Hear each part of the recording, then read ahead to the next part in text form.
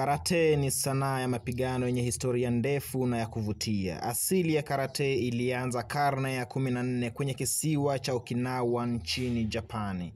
Ilitokana na mchanganyiko wa mbinu za mapigano kutoka China na mbinu za jadi za Okinawa. Sanaa hii ilifika Kenya Agosti 20 mwaka 1971 wakati wataalamu wa karate kutoka Japani walifika Nairobi kufundisha mbinu za karate.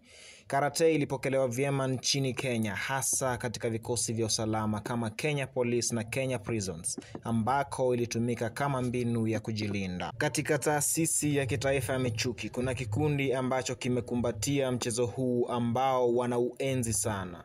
Kulingana na kocha wao ambaye pia ni mhadhiri katika taasisi hiyo, sanaa hii ina manufaa mengi. It is not only a sport, it's a way of life. So you can practice it for the whole of your life. And it's a good sport because it also can give you earning, because as a teacher you can get a club and they will be paying you maybe commissions for the training. So for the who have not maybe met karate, I can advise them to join martial art, any type of martial art.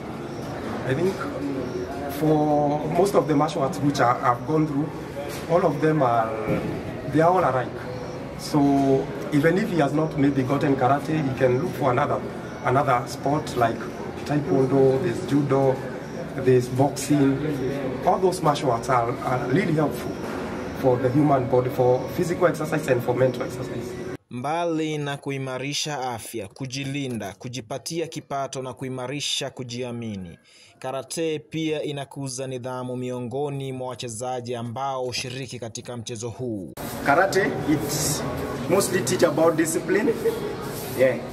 Most karatekas are always discipline, respect. Because if you follow the 5 rules of karate, you will be very, very disciplined and very, very determined always. Ingawa idadi ya jinsia ya kike wanaojishirikisha na mchezo huu ni ndogo, kuna baadhi yao ambao wanauona wenye manufaa mengi kwao. Esther Juma, mmoja wa baadhi ya wanadada katika kikundi hicho, alieleza safari yake katika sanaa hiyo na alikuwa na haya ya kusema. As a lady, I just came as a beginner, knowing nothing. I came, I saw whatever they were doing, and then after that I gained passion. And then I went, sat down, thought about it, and I said that I'm not limited to anything. No woman is limited. Anyone can do karate, anyone can perform karate. So I decided to join and see where I can go far. And since I've joined till now, karate has been a motivation to me in self-defense and everything. It's not about fighting, but karate gives us passion and also discipline to continue in our daily lives.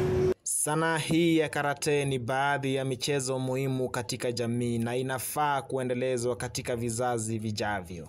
Nikiripoti kutoka kata ndogo ya Muguru, eneo bunge la Kangema, kaunti ya Murang'a.